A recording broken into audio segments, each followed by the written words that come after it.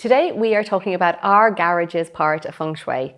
I have been asked this question like so many times, and I'm so glad that I'm currently doing a video on it because literally it is definitely an anomaly Feng Shui. So first of all, when we work with houses with Feng Shui, we actually do look at the floor plans of the house, and the garage can sometimes be included and sometimes not. So I'm going to talk about that today. I'm also going to talk about garages that are attached or detached and what's in your garage and does it impact what's happening in your life.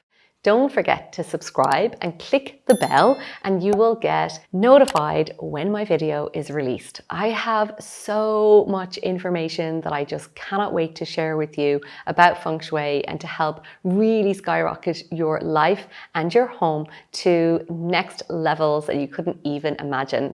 So to get started, the first thing we look at in Feng Shui when we work with the client is their floor plans of their house. So that will often dictate whether the garage is something that we would take a lot of heed and a lot of emphasis and look at, and other times not so much. If the garage has just been like kind of just attached and it's not inbuilt into the house, as in there's no bedroom over it, it's not connected to the house, we would often just leave that out of our Feng Shui. And we wouldn't ignore it, but we just wouldn't include it as part of the Feng Shui.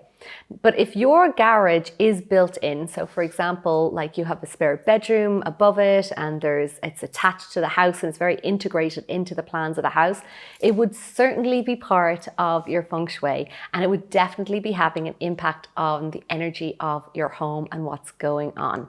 So you might be like, oh no, that's not good news. But what I would say to you is, first of all, now you have the awareness. You know that it could potentially be part of your floor plan and part of the 9 areas that, it could be several of the 9 areas that are impacting your life directly. And what does that mean? Well, I do have a video about the 9 areas, so I'd certainly recommend checking out that 9 areas video just to understand that there are 9 areas and what they are. But what does that mean is that like your health area, your career area, your prosperity area could be the garage, which could be a dumping ground and completely disorganized and kind of chaotic. Sometimes many of the garages I've seen over the years have been pretty chaotic. And even I just think of our own shed, like we have decluttered, we've had so many skips come and clear it out and it just accumulates more stuff. And it's like, oh my God. So don't be hard on yourself. That's the very first thing I want to say to you is like, don't be hard on yourself. Don't panic. You know, this is a journey with Feng Shui. So if you do have a garage that is enclosed, like very much integrated into your house, I would highly recommend you, first of all, just going into the garage and having a look around. I mean, like, what is in here? And you know, maybe getting your family on board as well and be like, do we use this? Do we need this? Like, what do I need to do? Like, what do I actually need to do to organize this? Because it's not about getting rid of everything. It's just about maybe organizing it, putting some systems in place with it and letting go of the things that are not working, that it's like kind of just become this kind of collector of junk. That's what you definitely need to let go of in the garage. Now for your car coming in and out, if there's space and it's lovely, clean and organized, that's not a problem at all. But really in the garage, some parts of it can tend to be like this kind of like clutter place that attracts a lot of clutter. And that's where you definitely want to tackle and let go and release. Ultimately, the thing is your garage, even if it's not part of your home, is still impacting your energy. If you have a garage that's detached, and it's full of stuff that hasn't been touched for a long time, it represents unmade decisions. And it can really impact and create like it can make you feel really heavy without even knowing it. Because there's all these things that you're still holding on to, but they're kind of not in your house. So that you don't see it. It's almost like what you can't see is it's not impacting you, but it's similar to like the unconscious or mind. You know, we get in our car every day and we automatically drive because we're trained to it. We're doing it like unconsciously. We just know how to drive, but it's still like important that we are aware of it. Whereas in the garage, all of that stuff is just accumulating and it's creating stagnancy. And no matter where the garage is located around your house, that will still have an effect on that area of your life, because it's still outside and it's that part. So I would highly recommend you organizing it and clearing it out. One thing I'll say to you, I had this exact question in my Powerhouse group a couple of weeks ago, and one of my clients like literally was like, oh no, I don't want to face the shed. So it's the same for the shed or the garage. Like, I don't want to face it, it's just full of stuff, like I don't even want to go in there. If you do tackle it, you will feel so much lighter, so much brighter, and I can totally testify to us having so many skips out there that we have cleared, and we just feel like, oh, that's all gone. So you're letting go of a part of like your life, parts of things that just don't serve you, that are broken, that aren't working, that are just, yeah, get it all gone.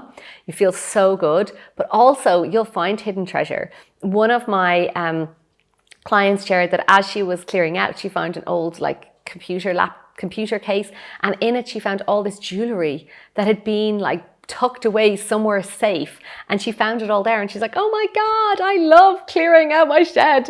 But she also, as she did, she set the intention to really keep it organized. So that would be the really important thing to tackle with the garage and the shed. I know this might not be the news that you want to hear today, but I definitely subscribe to it. And the more that you let go on the physical, the more you're going to be able to let go on the emotional and the energetic, but also the more space you're making for new things to come in. So for example, if you had a broken lawnmower in there and you haven't been able to replace it, get rid of the lawnmower, make space for the new one to come, and then you'll see it unfold for you. It really does work like that, and I've seen it time and time again. Now, if you want to learn about other parts of your home, what they represent, how to set them up and optimize them, your room, your bedroom, your living room, your kitchen, your office, you can come and check out my free Feng Shui mini course. And this is an amazing behind the scenes course that walks through my own house and gives you some practical do's and don'ts with Feng Shui that I think you'll really love if you've enjoyed this. And you know, if you want to hear some success stories of some epic clearing out of garages and decluttering, listen on, because that's what this is all about. It's about living a life of joy and fun and success and abundance. And if we're holding on to the stuff from the past, we can't move forward. You just can't move forward. It's holding us back. So to free up that, clear out, join us in our free Feng Shui mini course, and we will love to support you to start bringing in more goodness into your life. So if you're in this, if you're watching this right now, if you're in Patricia's field, if she's in your field of awareness, to me, it's like these are the times where we have to follow the path that's being put in front of us. So if she's on your path right now, please don't ignore this. If there's something you're struggling with in your life and you want to make a change, you've got to change the environment you're in so that it's aligned with what you want, so that there's flow. But if you don't shift your environment to align with it, you'll only ever get so far. And there might be a lot more effort than there needs to actually be. Being in my space just like feels really yummy. I just like, oh, freaking love my apartment. I completely have fallen in love with our home for the first time in 14 years. Every area now I know when I'm walking around, and I just feel such a love and a passion for keeping the energy flowing. I actually feel so much more alive in my space. It really brought such beauty to my home. There's just no question that it works. You know, you want certain things to be enhanced in your life. You want things to feel better and to be optimized, for lack of a better word, then of course, you know, there's just no question.